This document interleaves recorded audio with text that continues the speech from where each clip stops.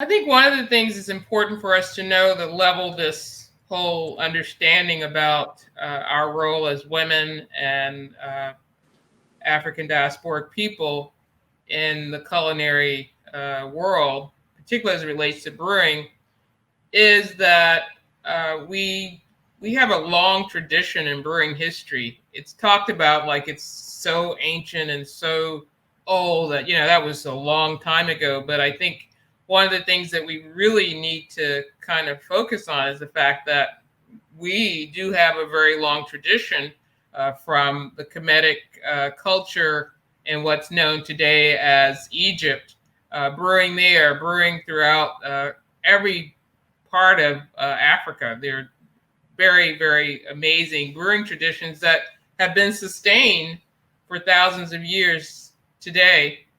Bridging those things and connecting those dots from ancient Kemet or Egypt to today. So in 1619, when we came to this country, when we were brought to this country and enslaved as part of our experience here in America, we were very much connected to those traditions in Africa. I mean, we were brewing. Many of the people that I'm sure were captured and enslaved, they had brewing traditions.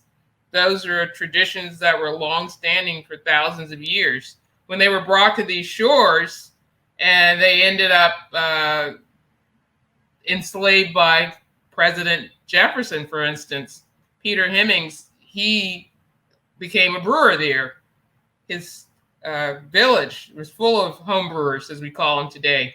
So his becoming a skilled brewer, I think the quote from Thomas Jefferson was a letter that he'd written in 1745, where he mentions our maltster, talking about Peter Jennings. And brewer is uncommonly intelligent and capable of giving instruction. Well, Mr. President, Peter Jennings' culture and heritage actually had very much embedded in it a long-standing tradition of being a maltster, baking the wheat and emmer from that part of Africa, all over the Africa, that was then mixed with water and fermented and became beer. So this idea that he was uncommonly intelligent was very interesting, because those are long-standing traditions that we have and continue to have to this day all over the continent. So when he arrived here, when he was enslaved and brought here, those were traditions that were very much a part of a culture that he was connected to.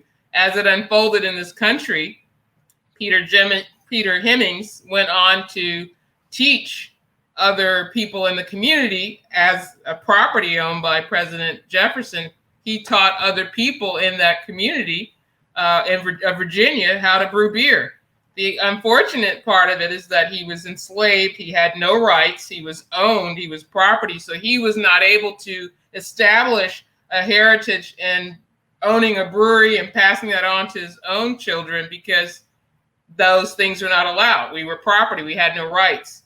But in as much as he had no rights to brew and have his own brewery, those traditions continue to be carried down and passed on through our families, which is why in an interview I did a few years ago, the former archivist at the Schomburg Center in Harlem talked about how she and her brothers in the 1930s and 40s brewed beer, where they assisted their father, who was a local home brewer, in brewing beer. So there are many, many traditions of brewing throughout the continent of Africa, which were brought forth when we arrived here and were enslaved.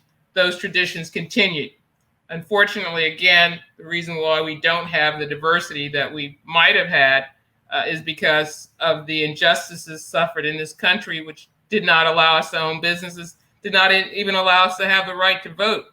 So that's some of the important background to understand when we talk about the injustices and lack of diversity in craft brewing, is that their long traditions, we were denied the opportunity to express those passions and love for culinary arts, for brewing, in a way that nurtured us generation to generation, allowing us to become brewers today.